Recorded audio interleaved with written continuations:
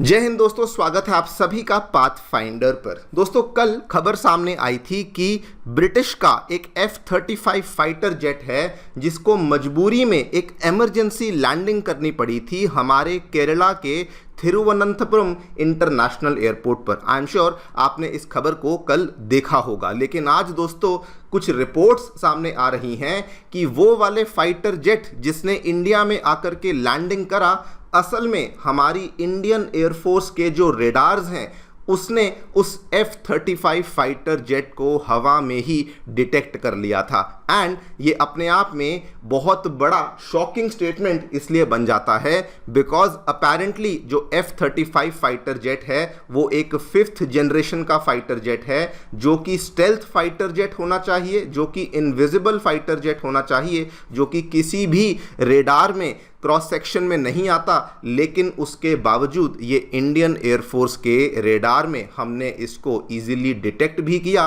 And Indian air force ये भी कहती है कि हमने इसको डिटेक्ट किया एंड उसी बेसिस पे हमने इसको लैंडिंग करने की परमिशन यहाँ पर दे दी। बस इसी चीज़ के बारे में हम लोग चर्चा करने वाले हैं कि क्या एग्जैक्टली हमें आज देखने को मिला है, what is the claim made by Indian air force, और कैसे ये वेस्टर्न टेक के लिए, अमेरिका यूके जैसी कंट्रीज के लिए कैसे ये एक बहुत ही बड़ा नाइटमेयर बन चुका है, इसको भी समझने का प्रयास करेंगे। और वो दूसरे आर्गुमेंट्स की बात भी करेंगे जो कि कुछ लोग यहां पर ऐसे हैं जो कह रहे हैं कि ये इंडियन एयरफोर्स ने डिटेक्ट नहीं किया बल्कि F-35 ने कुछ ऐसा किया कि उसने इंडियन एयरफोर्स को डिटेक्ट करने दिया। उसके बारे में उस आर्गुमेंट को भी हम लोग चर्चा में लाएंगे। आइए शुरू करते हैं मेरे साथ। मेरा नाम है अनिरुद्ध। यदि आप लोग हमें फॉलो करना चाहते हैं, हमारे लेक्चर्स के अपडेट्स को प्राप्त करना चाहते हैं, तो यहाँ पर दिए गए टेलीग्राम चैनल्स के माध्यम से ऐसा कर सकते हैं। दोस्तों, आगे बढ़ने से पहले आप सभी को बताना चाहूँगा, आपकी यूपीएससी परीक्षा की तैयारी को आसान एवं अफोर्डेबल बनाने के लिए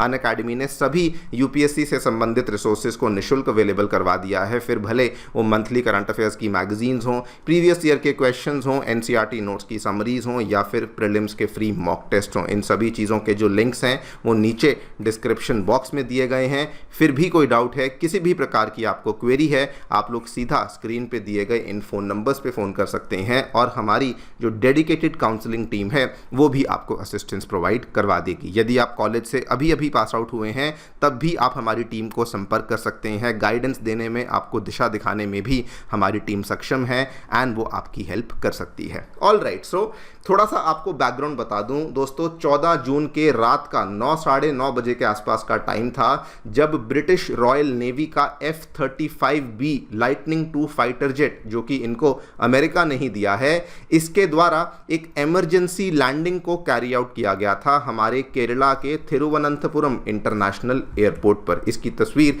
जगह जगह पे वायरल हुई थी, आई एम श्योर आपने देखी भी होगी। ये वाला जो फाइटर जेट है ये यहाँ पर कर क्या रहा था, तो देखिए हमारे हिंद महासागर में यूके का एक कैरियर स्ट्राइक ग्रुप है जो कि इंडिया के ADIZ के आसपास रूटीन फ्लाइट्स यहाँ पर कैरी आउट करता रहता है। और ये वाली जो फ्लाइट्स हैं ये बेसिकली इनका जो ये वाला एयरक्राफ्ट कैरियर है यहीं से इन फाइटर जेट्स को उड़ाया जाता है जो कि रूटीन फ्लाइट्स को कैरी आउट कर रहे थे। लेकिन वहाँ पर मौसम खराब होने की वजह से वो अपने कैरियर पे वापस लैंडिंग नहीं कर पाए, जिसकी वजह से एयरक्राफ्ट बहुत देर तक हवा में घूमता रहा एंड प्लस उसका जो फ्यूल था वो भी कम होना शुरू हो चुका था, जिसकी वजह से उसको थिरुवनंतपुरम में आकर एक इमरजेंसी लैंडिंग करनी पड़ी। ये सारी की सारी खबर तो हमने ऑलरेडी देख ली थी, लेकिन दोस्तों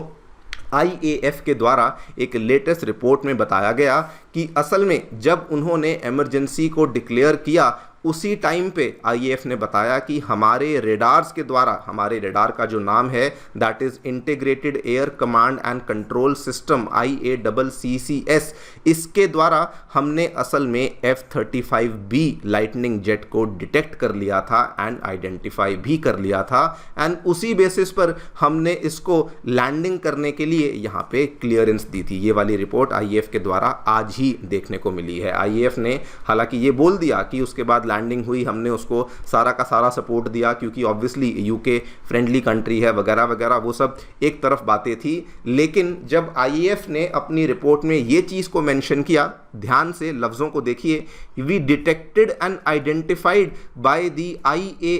IACS नेटवर्क, बस यही वाला जो स्टेटमेंट है इसने पूरे वेस्टर्न वर्ल्ड में एक नाइटमेयर पैदा कर दिया है। बिकॉज दोस्तों अपेरेंटली कहा जाता है कि जो 5th जनरेशन फाइटर जेट है उसकी सबसे खास बात क्या होती है कि वो वाले फाइटर जेट्स स्टेल्थ जेट्स होते हैं, इनविजिबल जेट्स होते हैं और किसी भी रेडार की नज़र में नहीं आ पाते हैं। स्पेसिफिकली F-35 की बात करें, दुनिया का one of the most advance fighter jet है। एंड इसका अगर मैं रेडार क्रॉस सेक्शन की बात करूं, जिसको हम लोग एविएशन की भाषा में RCS कहते हैं, this is one of the least radar cross section जो कि आपको दुनिया में किसी भी फाइटर जेट का देखने को मिलता है। आप देखिए F-16 का 4 मीटर स्क्वायर है, B-2 बॉम्बर का 0.05 मीटर स्क्वायर है, F-35 का 0.005 मीटर स्क्वायर है। यानी कि जो रेडार आपने देखा होगा ना, वो जो ऐसे हवा में रात को जो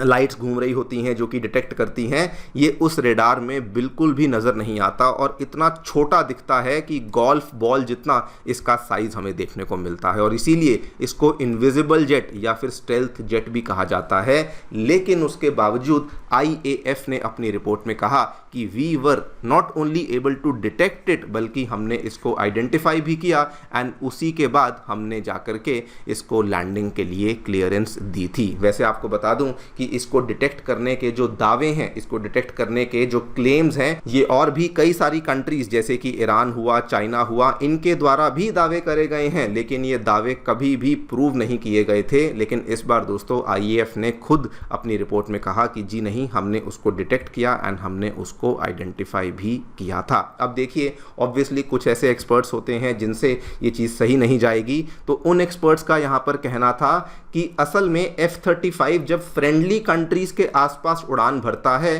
तो हमेशा ही वो एक लेंसेज को इंस्टॉल करके चलता है अपने अंदर, जिसको लुनेबर्ग लेंसेज कहा जाता है। ये वाले जो लेंसेज होते हैं ये आपको एयरक्राफ्ट के ऊपर और नीचे यहाँ पे देखने को मिल जाते हैं और ये वाले लेंसेज एयरक्राफ्ट्स अगर इंस्टॉल कर लें तो उस केस में वो रेडार की नज़र में आ सकते हैं, बिकॉज वो फ्रेंडली कंट्रीज़ के आसपास घूम रहे होते हैं और उनको ये यहाँ पे डर होता है कि कहीं हमें कोई मिस आइडेंटिफाई करके अगर हमारे ऊपर कोई हमला ना कर दे। और इसीलिए जब भी वो फ्रेंडली कंट्रीज़ के आसपास घूम रहे होते हैं तो इन लेंसेज को ये ऑलरेडी इंस्टॉल करके चलते हैं। लेकिन दोस्तों यहाँ पर काउंटर आर्ग्यूमेंट ये आता है कि अगर वो अपने कैरियर स्ट्राइक ग्रुप से वहाँ से एयरक्राफ्ट को लॉन्च कर रहे हैं तो डेफिनेटली वो उस केस में इन